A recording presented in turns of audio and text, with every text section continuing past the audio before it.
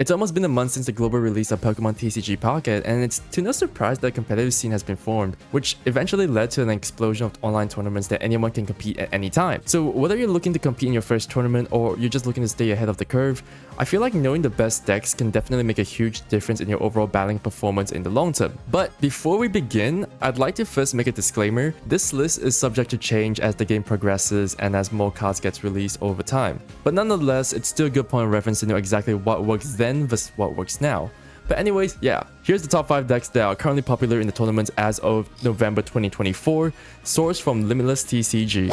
So if you played this game long enough, I feel like it's no surprise that you could see this deck at the top of every list, and the reason for that is because of the synergistic nature between Gardevoir and Mewtwo EX, as Gardevoir is able to consistently generate 1 extra energy every turn, which feels enough for Mewtwo's devastating Psy Strike. This deck has been getting consistent results so far, as it made an appearance at the top of every major tournament like Today's Pocket Weekly. There's also some variation in this deck that includes Mewtwo's non-X variant as well, like this deck from Daymox that won 2nd place in a 1,368 people tournament.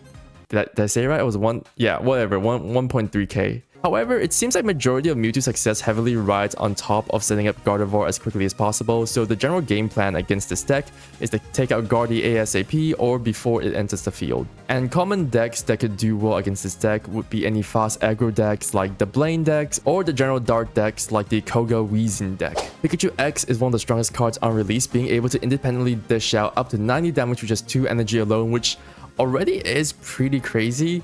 And not to mention, this is actually just pretty straightforward to pull off. I mean, you just fill your bench with just electric types in order to maximize Pikachu's damage. To fill up the bench as fast as possible, usually Zapdos X is always appreciated to have on any Pikachu X deck because not only it's a basic Pokemon, it can also be able to do devastating damage with Thundering Hurricane. So due to the ease and popularity of this deck's playstyle, there have been multiple variations of this deck, but for this one, we're going to be covering the Zebstrika variant, played by Saitama, who took this deck over and won 1st place at Today's Pocket Weekly. For only just 1 energy, Zebstrika targets the opposing Pokemon and deals up to 30 damage with Thunder Spear, which doesn't sound great on paper at first, but then you realize this targets all opposing Pokemon, including those sitting at the bench. This puts Zebstrika at the role of finishing off any weakened Pokemon damage by Pikachu X that retreated back into the bench. Unfortunately, Pikachu X is one of the most fragile X-Mons to date so far, only at 120 HP, which puts it at 1-shot range from non-X-Mons like a Blaine boosted Ninetales or Melmetal.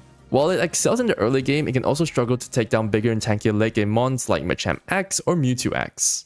Charizard X boasts the highest firepower in the entire game thanks to Crimson Storm, being able to one-shot virtually everything, but with the drawback of needing to constantly supply it with energy every turn. Because of this, Moltres X is a very popular partner to pair Charizard with, as it's the only energy generator for fire types at the moment, which solves Charizard's energy issues. Here we have a standard Charizard X deck played by Dari, who won the 2nd Pocket League tournament with it. A lot more people are also adding the non-X variant version of Charizard in the deck for more flexibility, which is always a great idea in my books. While there have been a lot of other variants, there has been one that's been rising up with popularity lately, which includes Arcanine X as well. When I saw this deck for the first time, I thought it was going to be a little bit messy, but it's already been proven to be super consistent due to Arcanine X covering for Charizard's weakness to quick aggressive decks, while Charizard can help cover for bulkier late game mons that Arcanine struggles to KO. And of course, Moltres X just sits there and powers up these 2 Pokemon to get the job done quicker. If you guys are interested in this deck, here's the deck list from Tony Zero, who plays 1st place in an 800-man tournament.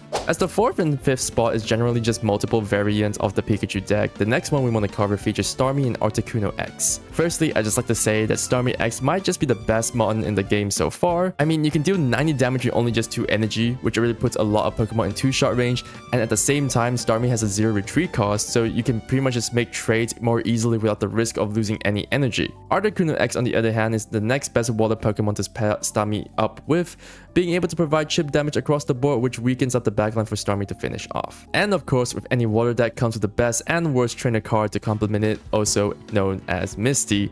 If you get unlucky lucky with Misty, at least it doesn't take much for Starmie to get going. So I feel like with the rising popularity of fire decks recently, I can see water decks like these making a comeback. Just be careful of Pikachu decks. So the last deck in this list is actually a personal favorite of mine, and the whole reason behind it is because it's just cheap, it's efficient, and it's just hyper aggressive. And now known as the top budget deck at the moment, Blaine decks utilizes the Blaine trainer card to give cards like Ninetales and Rapidash additional firepower, which can unexpectedly do devastating amounts of damage, putting a lot of mons into the 2-shot range. As Ninetales and Rapidash are relatively cheap to play, Blaine decks are well known to be hyper aggressive early game, which can also be a bad thing if you are unable to set up anything or get anything going before your opponent sets up completely. I think you're pretty much screwed. So it's a very make it or break it deck, which does appeal to some players out there. So that pretty much covers the entirety of what's been happening in November so far. But once again, this is subject to change once you get more cards later on. But I feel like it's a good baseline to refer as to where the current meta sits at the moment. I mean, people might even come up with an unusual deck that might heavily affect the entire meta and its ecosystem. Anyways, it's getting late. I'll see you guys soon. Alright, show's over. Script!